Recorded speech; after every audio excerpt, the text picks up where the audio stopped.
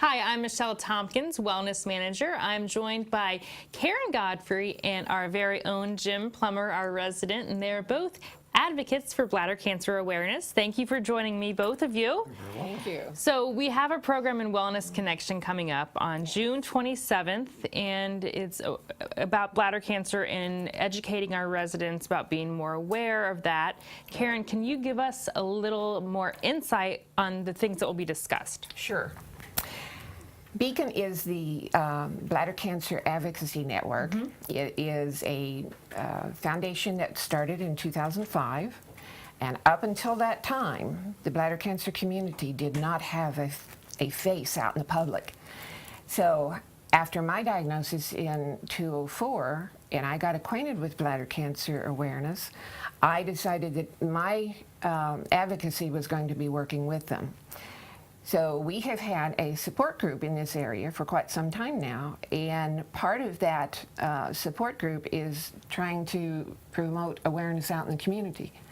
And coming to Shell Point and talking to all the residents here is what we will be doing in June, what it is, what the risks are, what you need to be looking for. So let's talk about that, because this is a very important area to really focus on and learn about, because 1 in 42 Americans are diagnosed each year with bladder cancer, and I've also read in my research that bladder cancer is the 5th most diagnosed cancer, and I think you were saying in Florida.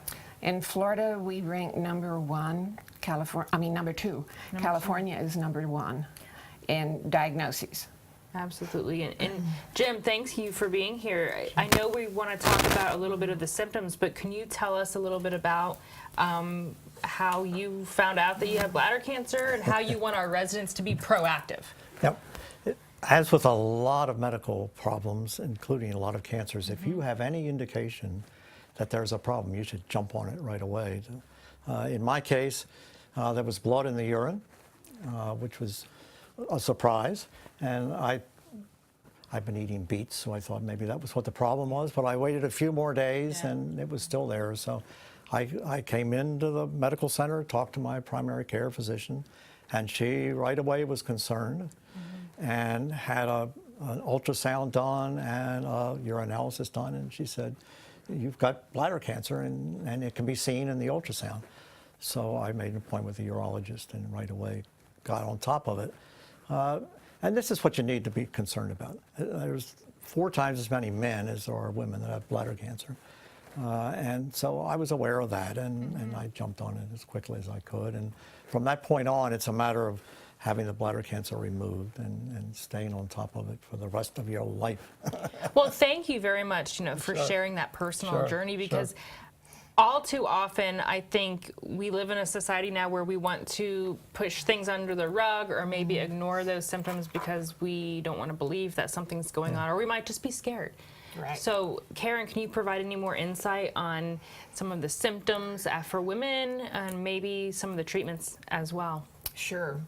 But before I get to that point, in talking about Jim's diagnoses, one of the things that is such a surprise to us when we are diagnosed with bladder cancer is we have to become self-advocates, because it's not just cancer.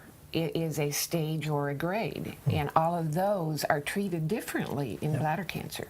So in knowing whether you have low grade or high grade makes the difference, and the surveillance that you need makes the difference.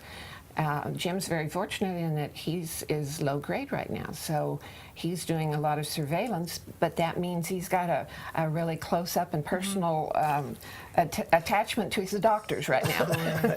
As for me, my story is totally different. My diagnosis came after almost 4 years of having microscopic blood in my urine that I was not noticing and did not see. Urinalysis that my general practitioner was doing was what was telling me that I had microscopic blood in my urine. No symptoms of anything. So after about the 3.5 years, I began having what I thought were UTIs, which were urinary tract infection. And that's what doctors will treat you for first, because your symptoms of burning and urgency and whatever, they'll say, oh, well, yeah. And unless they do a culture of your urine, they really can't tell that it's more than a urinary tract infection. So that's how I came to it, and mine was diagnosed as high grade. I was already muscle invasive, and that's what we find with a lot of the women. Even though there are more prevalence of men with bladder cancer, once a woman is diagnosed, she's probably already gone past the low-grade stage. So that's where I stood, and I had to have my bladder removed. And I'm 13 years out now from having my bladder removed.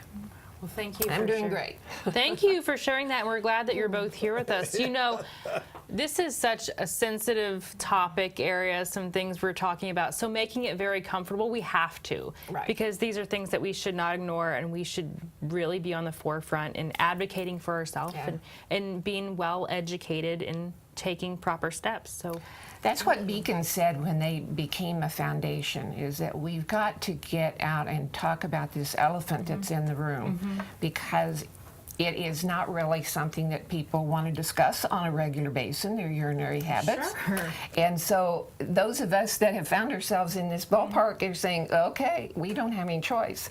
And we want the well community to know what's going on and know what symptoms they need to look for. So that's one of the things that we're going to be talking about in June. Find out what your risks are, find out what the symptoms are. sure. Yeah, I don't want to scare everybody either. Of the people that are diagnosed with bladder cancer, something like 70 to 80% of those people have low-grade, non-invasive bladder cancer, and it's just a matter of surveillance for many years. And not that it recurs at the low grade, but it can be handled. It's no big thing to be concerned about. So if you find it, get it looked at, and you're probably a 70 to 80% chance that nothing serious is going to happen to you, but you need to be aware of it. Sure, absolutely. And I can't think of a better resident than you, Jim, for being an advocate. You're very active, very fit. You are part of our walking group, so this is not something that's holding you back. Not at all. Good. No way. And I might add, too, because of the low grade, I don't know, I think when people are first diagnosed, they think cancer, we'll just do whatever we have to do, get rid of it. But because low grade and bladder cancer in general has such a high rate of recurrence, it's not that we're getting rid of that one tumor. The interior bladder wall has been compromised over time by toxins. And so that tumor may be gone, but it's another one that's cropping up. So that's why the surveillance has to be so often, and why once you have a diagnosis, you are set probably for the rest of your life having to look for it. And that's the big surprise to most of us that are diagnosed is, oh, you can't just take care of it and we go on our way.